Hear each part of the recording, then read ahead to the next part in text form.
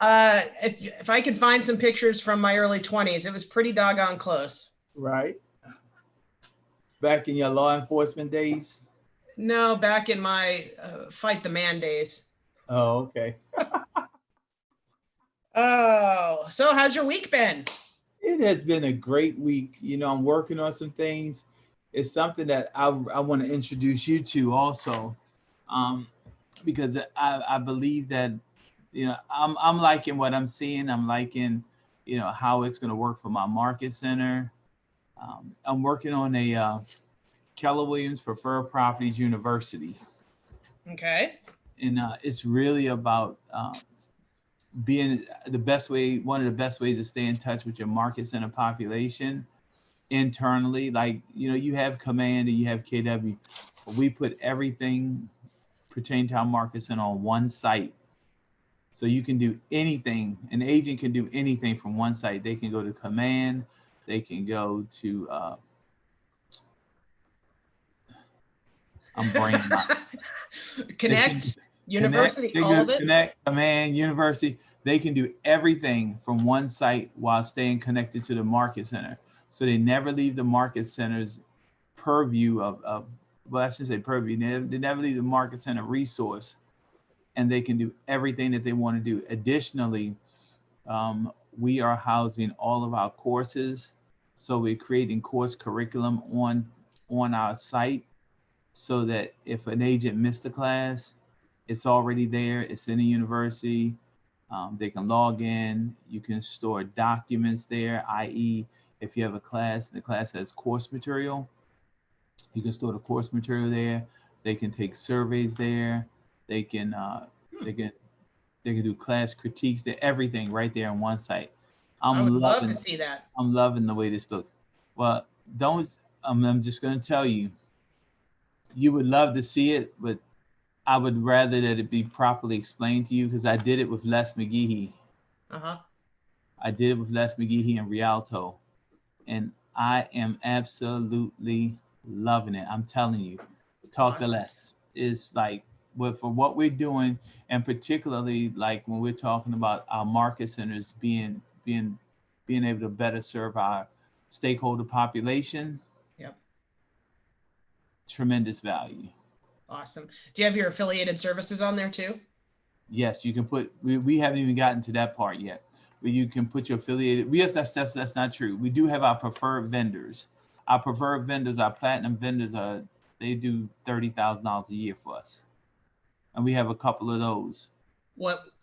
Okay. Let's talk about that. Yeah. Okay.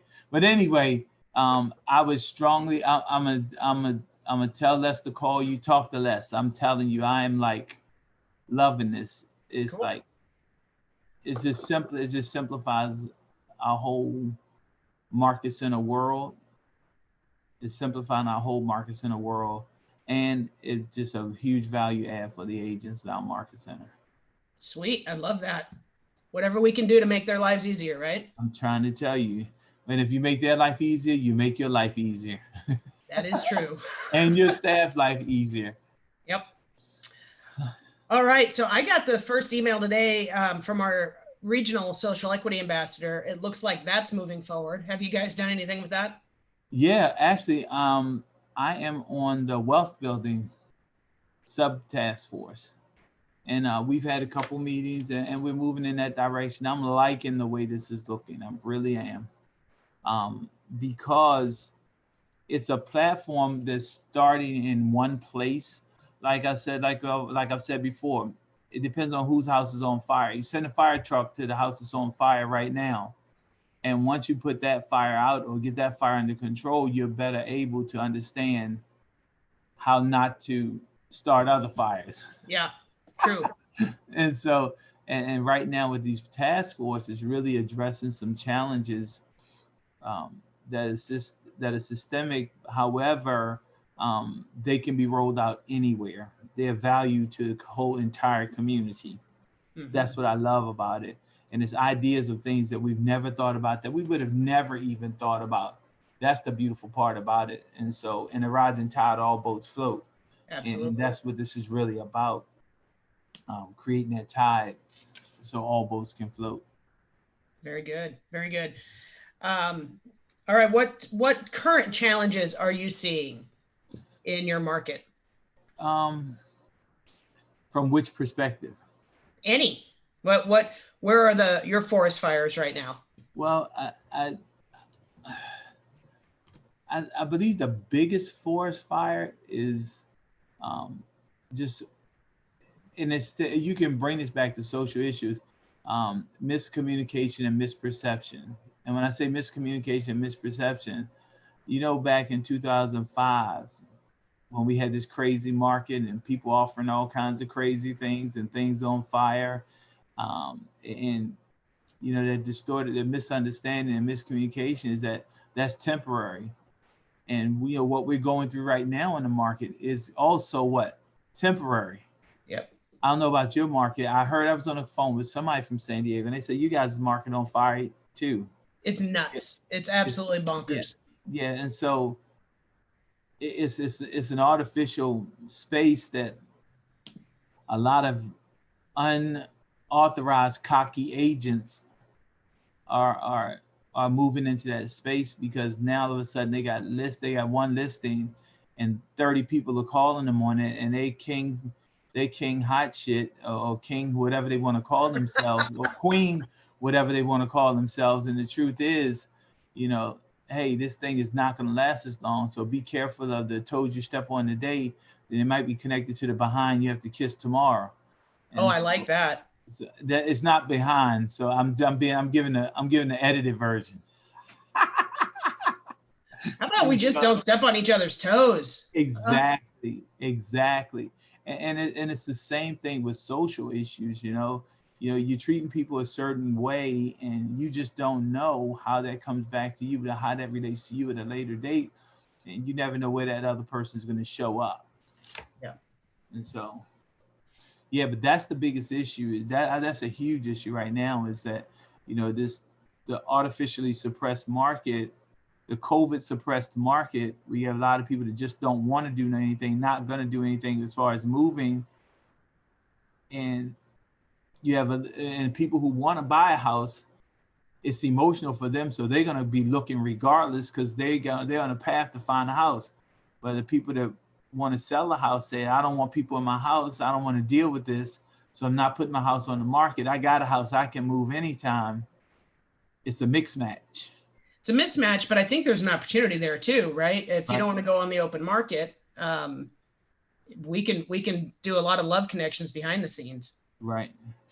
And the real truth is, unless they're really, really motivated to do that, then you kind of sort of, the market, let me stop saying the market. The conditions in which we have to do business are hampered in a certain way. Yeah. And, it's artificial suppression.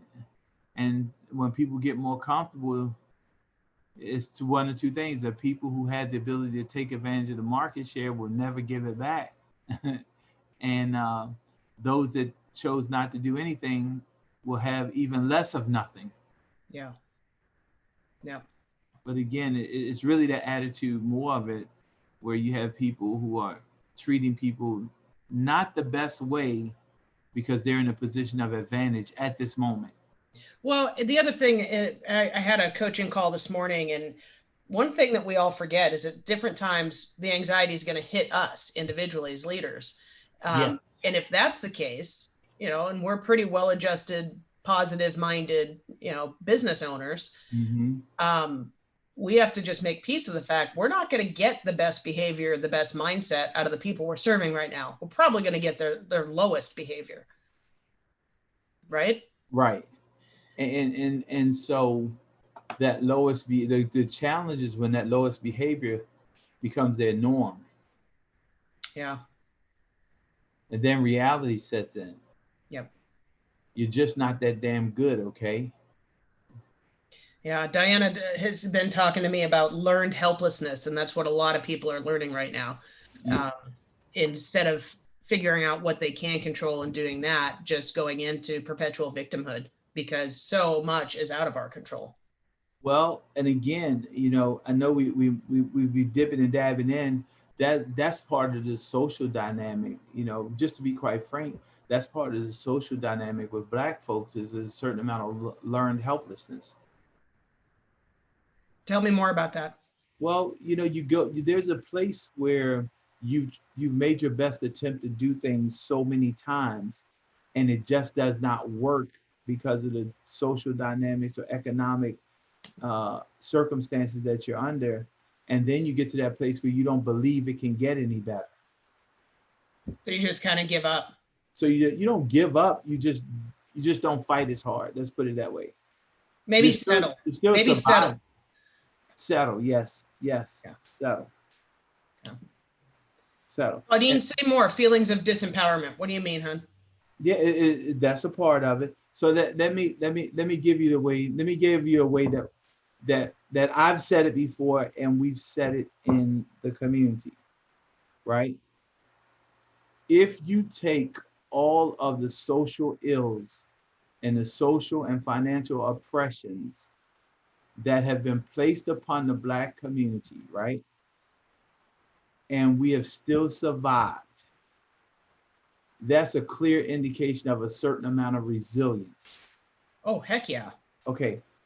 And now, here's what's been said. If white folks had to live what we've lived through, starting right now, they probably wouldn't survive. I would agree with that when I see how people react to just wearing masks. So. Well, I'm serious. And I don't post the stuff that gets me riled up in social media, but you know, it's mostly white folks complaining about mask wearing and how dare you as a business owner require me to wear a mask. Well, where were they when all the businesses refused to make cakes for my people? And we're talking about a mask. We're talking about it's designed to save people's lives. Yeah. White fragility means something totally different right now. Right. So, you know, and that's just that we were going down the other path, and I was showing that parallel of just the way things are. May I chime in? Please. Absolutely. Thanks, Emerick. I really enjoy. Don't thank me. Thank Ashley. She facilitates all this. I just show up and be he's just the pretty face. Yeah. I've been told that before. So I put feelings of disempowerment in the comment section, and I've had relatives that don't feel.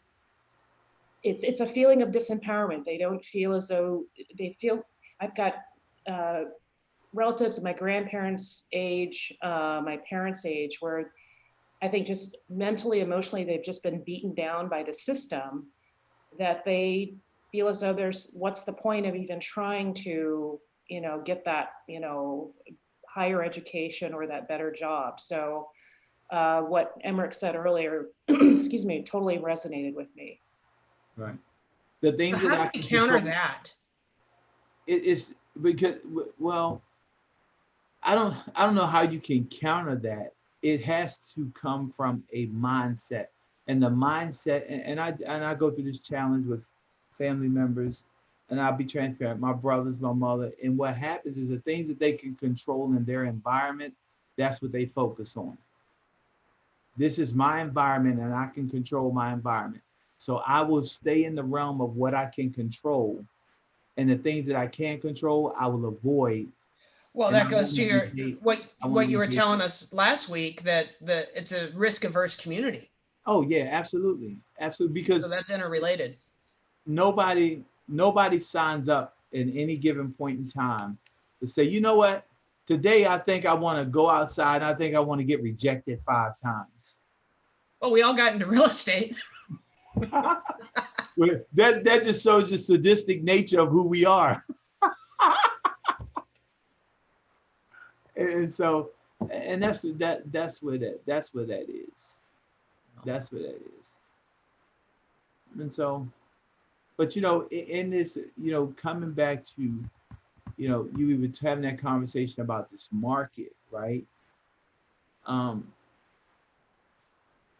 believe that we really have to open up our eyes and really be clear about the opportunities that exist in this market. If you really wrap your brain around it, interest rates really at 3%. And in a lot of cases, a lot less. Yes, I'm just using 3%. So what's the opportunity there? Yeah.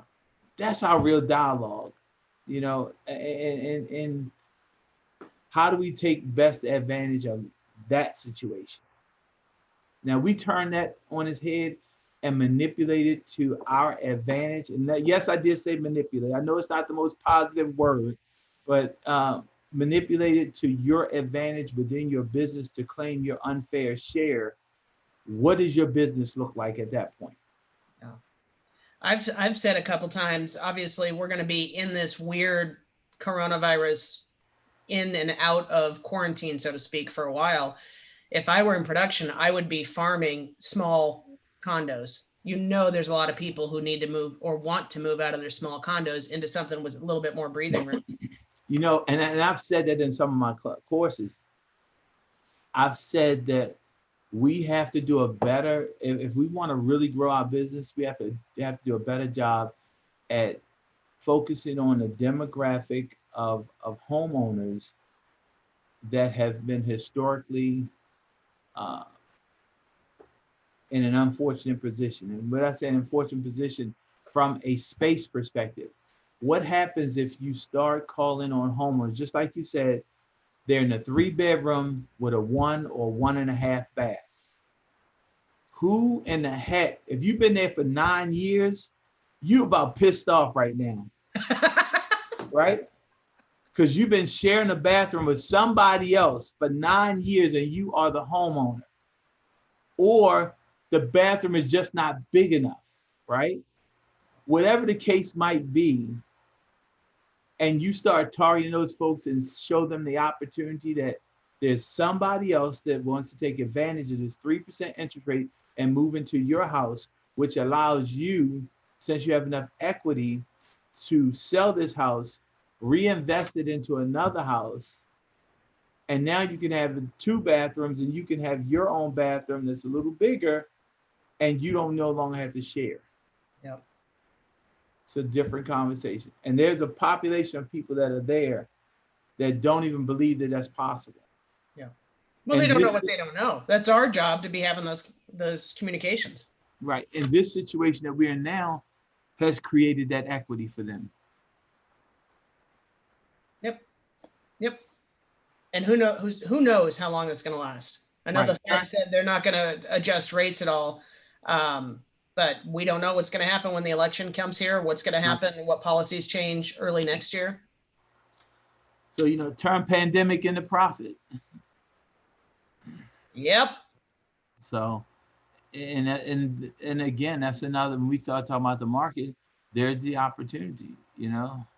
Well, and because everything that is going on, it's easy to serve people when things are easy. This is when we're actually really needed as servant leaders to show up for those clients who are going through some pretty stressful stuff.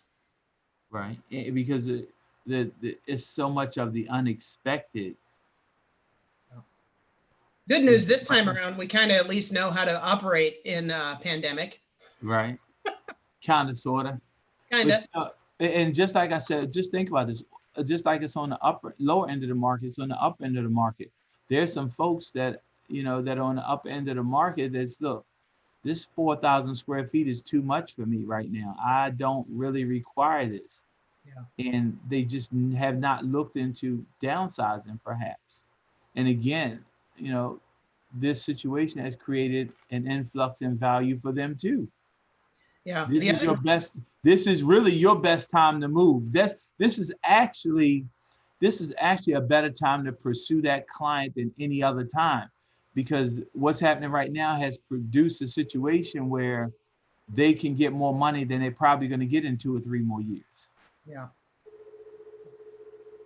So we're seeing also, there's 2 other demographics I would go after. Second homeowners. Right. I'm coaching a gentleman in South Carolina who got hit by the hurricane yesterday, not horribly, but he's going to have the best year by September than he's ever had, because Wow. again, people are, if they're going to be quarantined somewhere, they want to be on the beach. Right.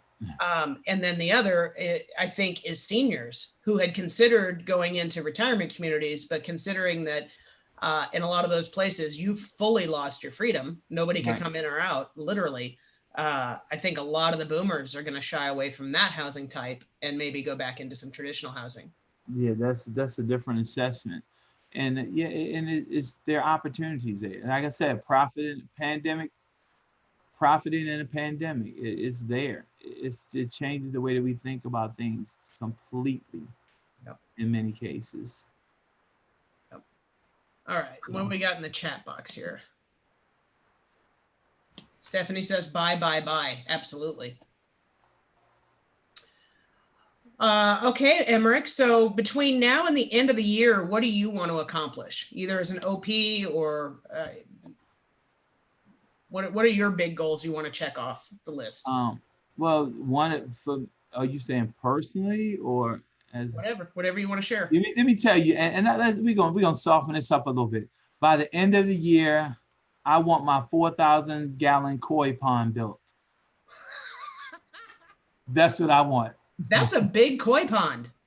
You know what? I'm building. How big is that foot-wise?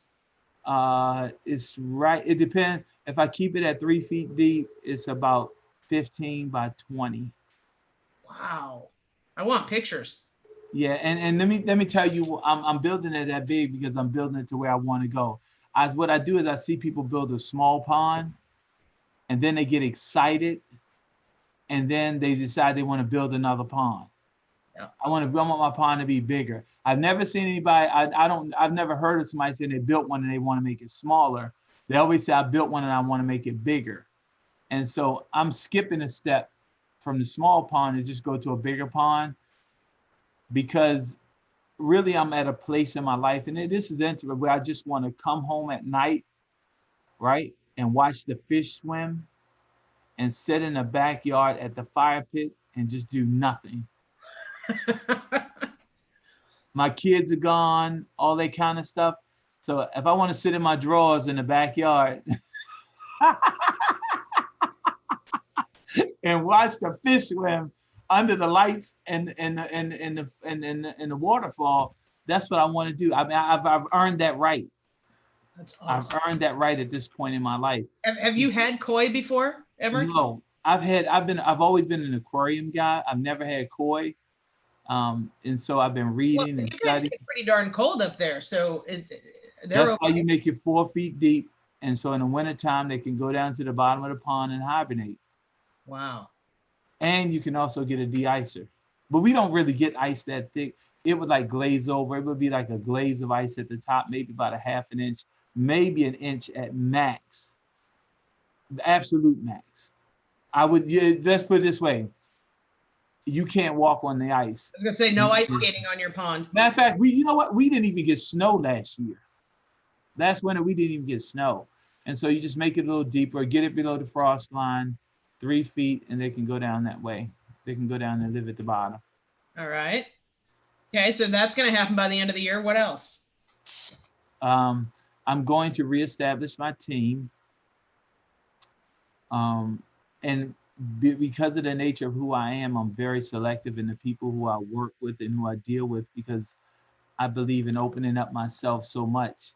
And I don't like opening up myself to people who I don't deem worthy. And so it's a slow growth. Right now, there are more leads that we capture than I know what to do with, because my team has changed so much. And so just farming the leads out, just growing the team. It's an example thing for me right now. And when I say it's an example in the market center of setting an example of what a team should be structured like. Yeah. And so that's one of the things. That's the other item there. And then in the market center,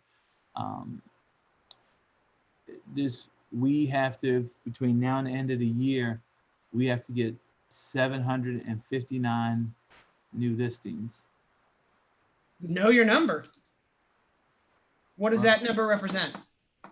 It represents a modest 5% increase over this time last year.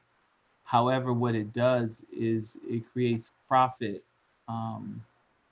It'll create profit to the tune of right around profit and profit share of about $900,000 For the whole year. Yeah, no, for that period.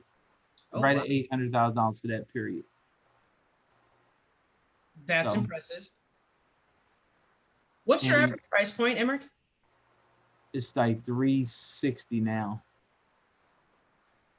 in Prince George's County. See, we have two different jurisdictions. It's kind of sort of like, what's the average sales price in San Diego, and then what's the average sales price in La Jolla? Right. So Stephanie has two questions, totally unrelated. Number one, are you putting a bridge across your pond? And number two, what is your cap?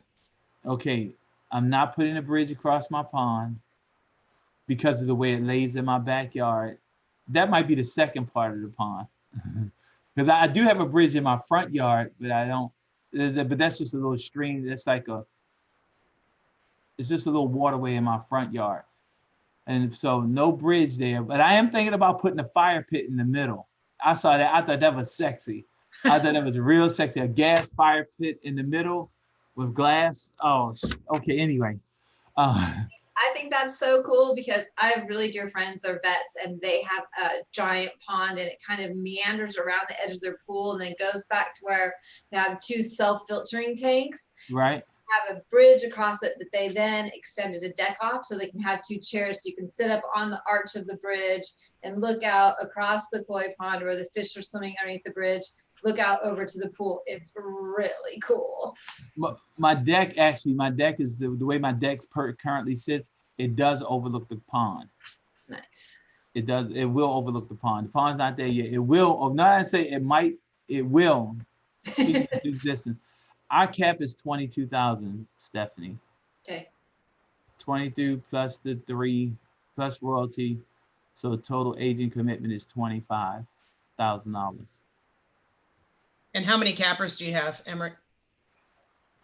That's a great question. I can't really answer that question right now because we've had, last year we had 69.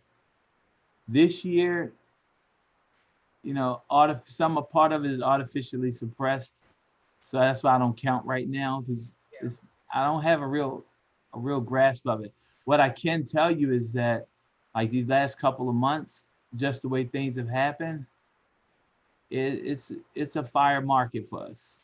It really is. It really is, and because affordability creates even more of a fire market because it's driving that average sales price up like crazy. Yep. Because again, we in a false economy. We government-based economy. I call it a false economy. As long as you pay your taxes, people will keep working because we have a government-based economy. So it just keeps going. It's kind of sort of like the Navy base. You know, those that live off the Navy base will never have an issue. Yep. Yep. We have a whole metropolitan area that lives off the government, so. Yeah. All right, let's get some more questions going here.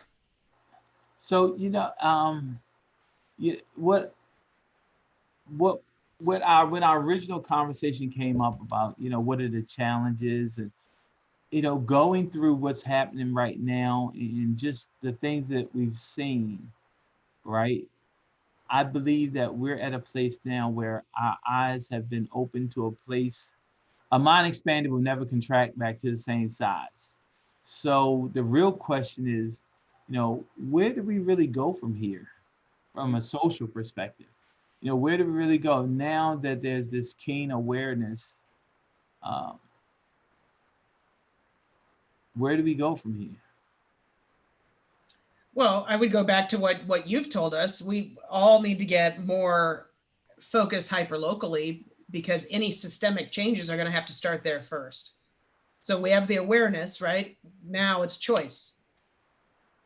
So what are we going to choose to actually do?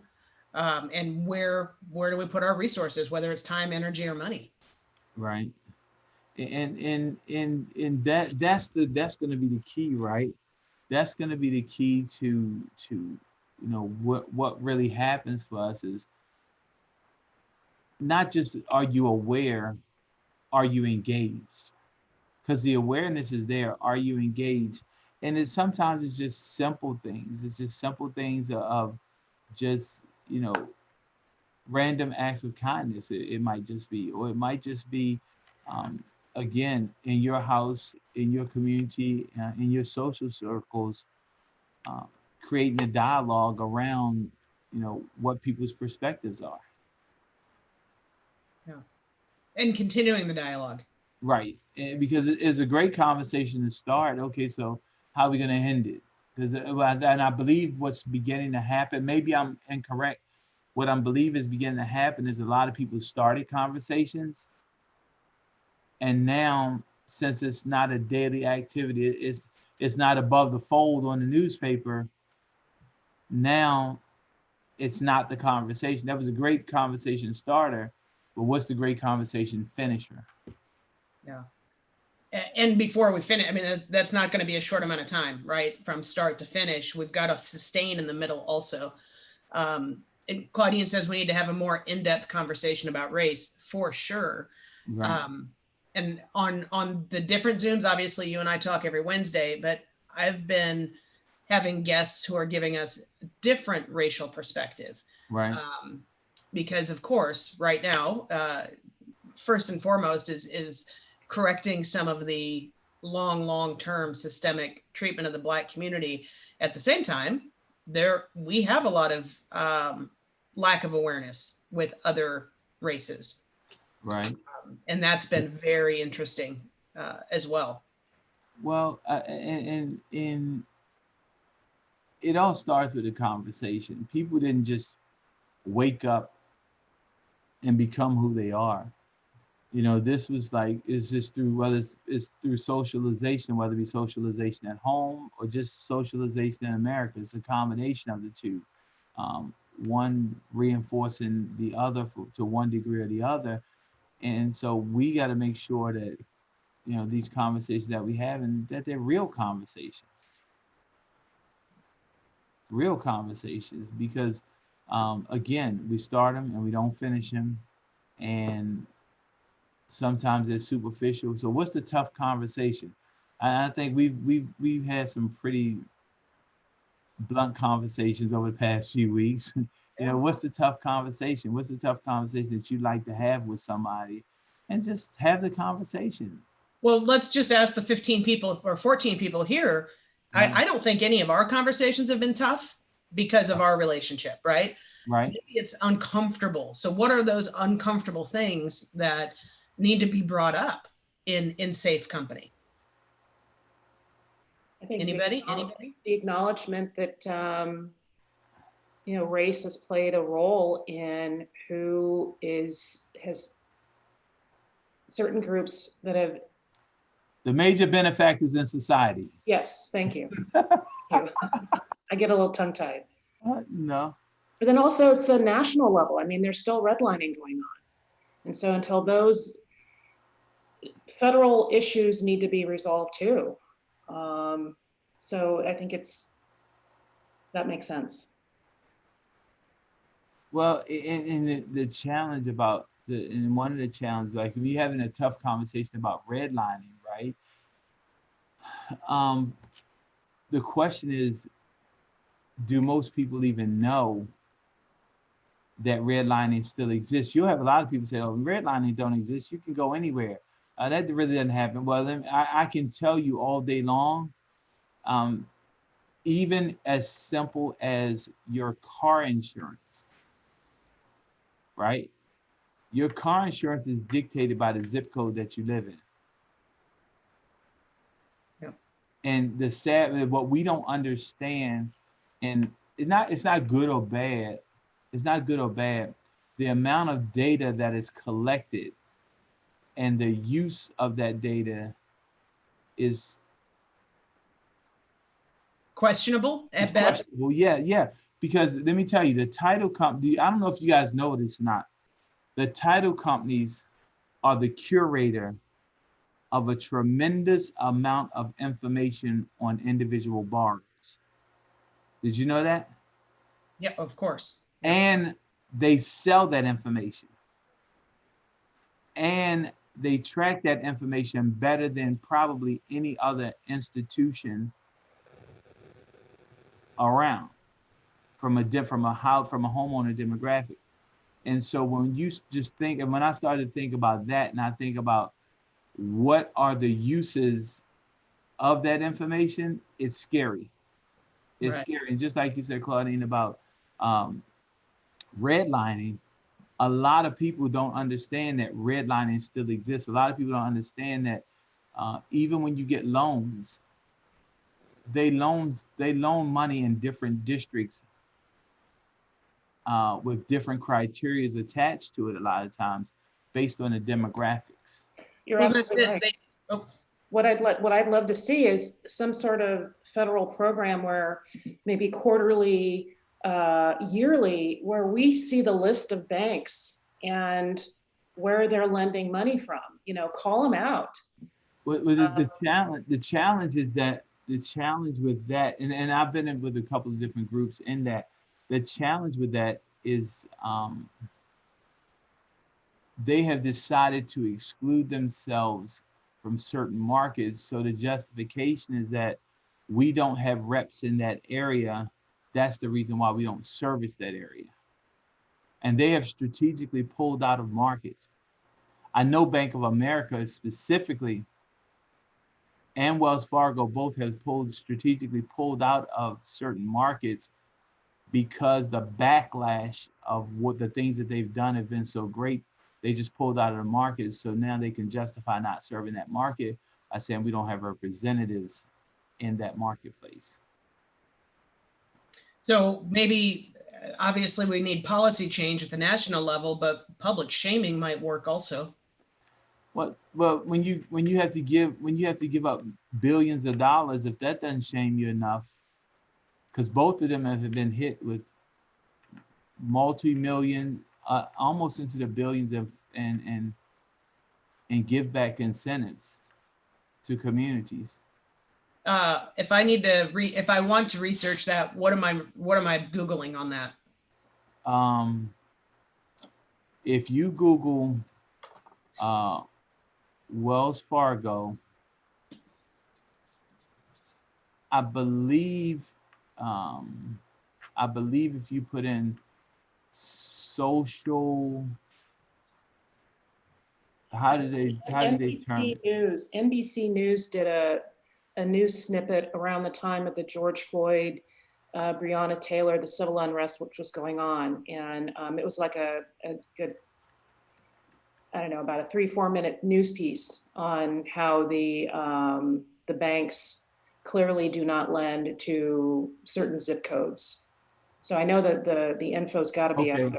All right. Here we go. You ready for this one? I just put in Wells Fargo social penalty. Wells Fargo will pay $3 billion to settle criminal and civil charges in connection with opening of millions of unauthorized customers' accounts and admitted to unlawful and unethical practices spanning 14 years of federal officials.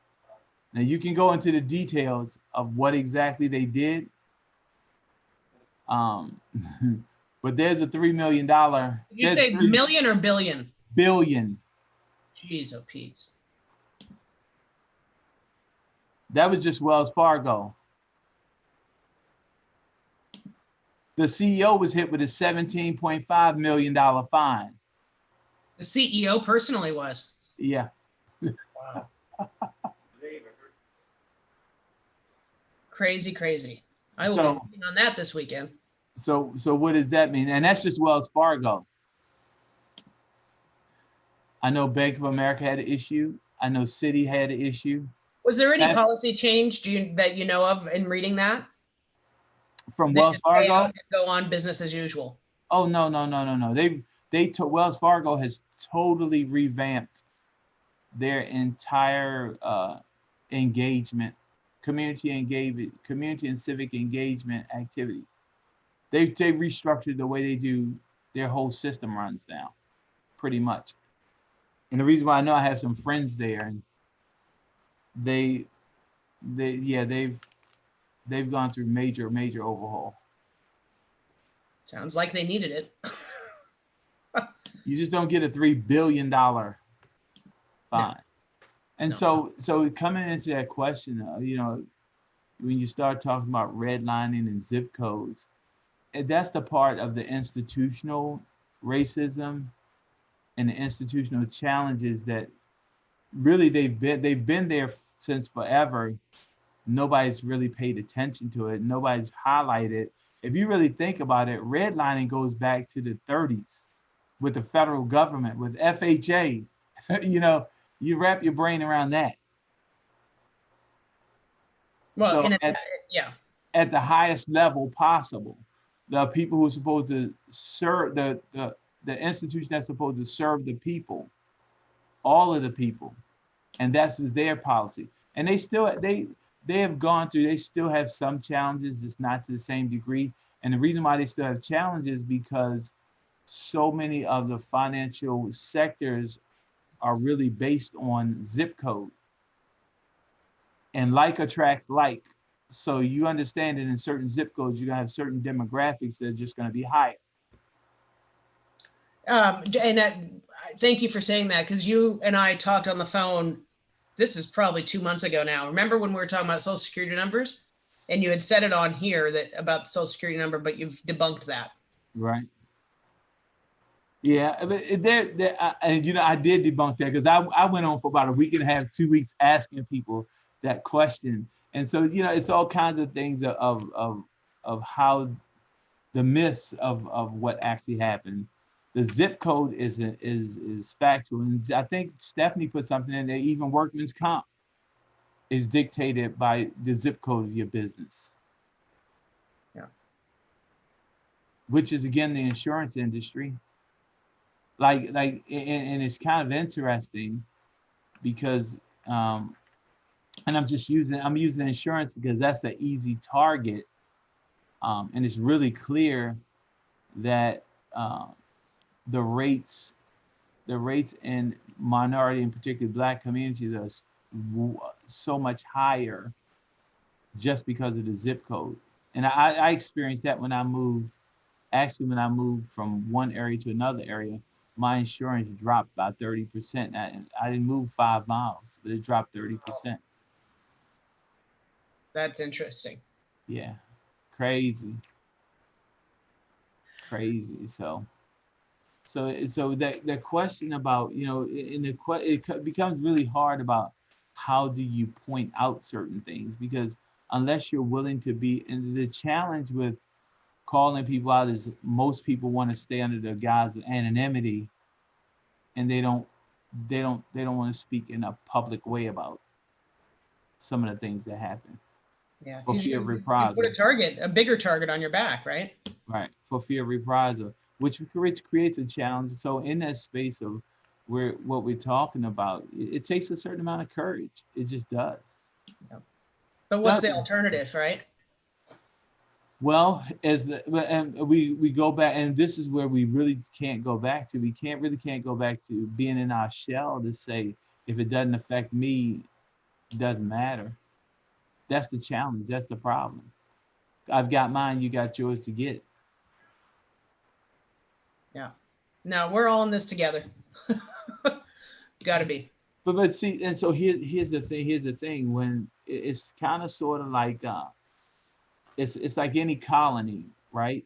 Is if what we don't understand, any colony of tribe of animals or anything, if one animal or one member of that community gets sick, it's just a matter before it starts to go through the entire community. Pandemic, you know, it's just a matter. You can wear your mask. It's just a matter of how much exposure you're going to be able to take. And it's the same thing with this. If you ignore these actions, if you ignore them, it's just a matter of time before it comes on your front door. 100%. It's just a matter of how long before it comes on your front door. And so, you know, so let me ask you this question, Ashley. You ready? I'm ready. Really, what are you doing in this space? How are you making your space better? I have been rekindling old friendships. I've admitted this on here before. I had a much more diverse group of friends 15, 20 years ago. Once I fully came into real estate. No, can I stop you? Yeah. Once you really start making money, but go ahead. Yeah, that's true. And real estate in general, okay. I think right. San Diego tends to be incredibly white. Right. And it just by no choice, just by default, my world got much more white. And without being intentional about going back and rekindling those friendships, it's going to stay white. So that's one. Reaching out and having conversations with some of our local political leaders, starting actually at the community college and school district level, because that seems to be, I've been keeping my eye on where are people getting active. And for some reason, it's those two that you're seeing more progressive candidates. So right now that's where I'm at. Okay. And probably it's getting more active because that segment of the population is getting okay. That segment of the population is a lot more liberal or a lot more open, and they see color a lot less. They see color, race, and creed a lot less of being threatening, and they're more open and receptive. And so that's the language that you're getting, because a lot of them don't think that they really believe that all things are equal. They really, really, truly believe that all things are equal, because in their friends and with their friends are dispersed amongst whatever group. Yeah. So. And then I'll say the only other thing I'm running to the conversations everybody else is avoiding. And I've had the opportunity to talk to a lot of our different leaders in KW who don't know how to navigate this time. Right. And I've been surprised how much time it's taken, but some really good conversations that have opened at least curiosity. Okay. Well, and again, it's because it's if it does not affect you, I got mine, you got yours to get. And if it doesn't affect you, you don't have the same conversations that you probably could be having or should be having. And this is what I'm going to say from an economics perspective, right? Wrap your brain around this. I'm going to get ready to hit you with something, right? Ready. What would happen to your market center if your market center was not in an open environment? What would happen if you took out the LGBTQ population of your market center? What would your profitability be? Oh, we wouldn't survive because the percentage is so high. Okay, so let's flip that around. What would happen if you increase the diversity of your market center? Oh, we'd have more market penetration. And you'd be more profitable. Yep. So what my point being is that what people have to begin to what business owners have to grasp is that the whole conversation of diversity, if you want to be honest, it's really about being fair and being more profitable. Because if you're not diverse, then there are communities that you aren't serving, which means there's profit not being derived from the communities that you aren't serving. So being exclusive and being exclusive to that point is more of a business hindrance. It's a different perspective. I agree. I would look at it differently. If you show up as a good human, you're going to make more money. Well, I mean, yeah, then that's true. So the question is, when in that diversity, you have more good humans in your space, which means that you, as a market center, your profits go up. So those business owners, if they looked at it from a perspective of let me open up my mind and let me open up the channels of the people who I serve, then I run a better business, period. And more diversified business. It's also a safer business. It's, yeah. And at the end of the day, what you're doing is you're bulletproofing your community. And I'm just only having a business conversation. I'm not even getting into the social benefits of it, but you're bulletproofing your business, and you're creating a community that will become unshakable if you're coming from a genuine perspective. Yep. 100% agree. Again, probably why our market centers are such unicorns. Right. And so, you got to think about that. You have to, from a business perspective, and even those people who operate their businesses where they don't seek clients of other ethnicities, period. What are you doing to your business? And a lot of us, we tend to be in a place where we do business with people who look like us. And we just ignore everything else because the people who we're doing business with are providing us the lifestyle in which we choose to live. Mm-hmm. Right? And so we're comfortable in that space. And so we don't step out of that space. What would happen if you stepped out of that space, mm-hmm. right? And you embrace all cultures? Then I'm going to just say this quite bluntly, then you get to collect all money because you have all kinds of clients. And I have a saying I say, as long as you argue, well, I heard this, so I think that as long as you argue for your limitations, you get to keep them. Who said that? You get to keep them. That's that part, right? Yep. And as long as you argue for the demographic of client that you serve and it's limited, you get to keep all of your money. Yeah. You get it? If you're in business and you're keeping all of your money, that's not the name of business. The name of business is you get to keep all of everybody else's money and your money. Well, this is interesting. So Robert, who's my head productivity coach and broker, says, does that diversity include adding more of those you don't politically align with? Well, I'll say I would take their money, but I don't want to spend time with them. Right. And so you may not align with them politically. They're still humans. And everybody has an opinion about what they do. Now, there comes a certain point where the juice is not worth the squeeze.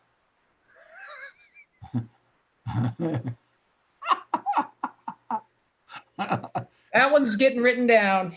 Yeah, the juice is just not worth the squeeze. So I don't care what kind of juice coming out of that orange, I don't want it. And some things you just have to stay away from, because if it brings that much of a controversial or negative energy to your space, then it's not going to be productive. Yeah. It's not going to be productive. And so you just have to be clear about what is and what's not. And that's why when you said good humans, we can be of two opposing political affiliations. My question is, are you a good human? Some of my good friends, we don't have the same political affiliation. What we agree is not to talk politics because it's just a constant agreement to disagree, and that's not moving the needle. Well, and I think there's that, the further the extremes are, the harder that becomes, because if we're going to serve people, we can't be that far polarized from them. No. And something I'm teaching and coaching all the time is we would all be served well to move towards the middle versus staying at the extremes with anything. Well, typically we're at the extreme because we there's a vulnerability for us personally, right? Yeah. And it's like anything else. It's win-win or no deal. If you have one extreme or the other, there's no real win-win. No. There's always a win-lose. And so just because we run in the middle, that doesn't mean that all of our thought processes meet in the middle. Does that make sense? Right, of course. Yeah. So where's that comfortable space? Where's that comfortable space? And that's the reason why I said we just have to agree not to have political conversations. You're a good person, I'm a good person. Even good people have not so good thoughts sometimes. Absolutely. Okay. So let's not have these conversations that are going to bring what I feel as though are your not so good thoughts to the table. Well, and the only way we do that is through conversation, right? I get to know you as a human being, not a whatever label. Right. Until we know each other as human beings, we are going to attach to those labels and ideas and instead of the actual person. Right. So who's the person? Who's the real person? You know, and because what truly happens is that the personal representative will show up. However, the personal representative cannot stay there for an extended period of time. At some point, the real person is going to come into the picture. And that's what the real relationship is about, the real person, not the personal representative. Good point. And so with your friends that you're just coming into this conversation with, I would ask them, right? You know, would your business benefit, you know, with having good people of these persuasions that you actually engage with in a meaningful way? Yeah. If you had a better understanding of how this community operates and the way that they conduct themselves, do you believe that that could be a benefit to your business operation? And then, you know, the real question is, do you have some people in your business currently that are of the persuasion that you typically deal with, who you would really, really love to get rid of, however you can't because they make you too much money? And then the question with that one becomes, how much of yourself are you compromising by dealing with these people who exhaust more energy than they bring to the table? Yeah. It's a good question for everybody. Yeah. And so, and that's just a business conversation. That's a business conversation about, you know, who we are and how we present ourselves. And is that really the best way that we should be, whether it be from a personal perspective or from a business perspective? Do you really sleep well at night? Now that you've been awakened and you're aware of your errant ways, can you still sleep at night the same way you did when you didn't know? Just like you said, you know, you almost like say, I don't really want to know anymore. Let me just absorb what I already know. Yeah.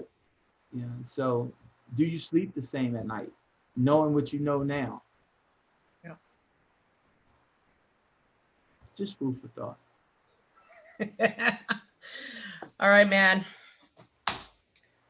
Happy Wednesday. Yes, yes. Hey, Ashley. Yeah, man. Is the juice worth the squeeze? Context is so important on that one, but I love it. So, all right. So it was great. It's a great, and you know, one of the things like what I really, really, really want us to talk about, right?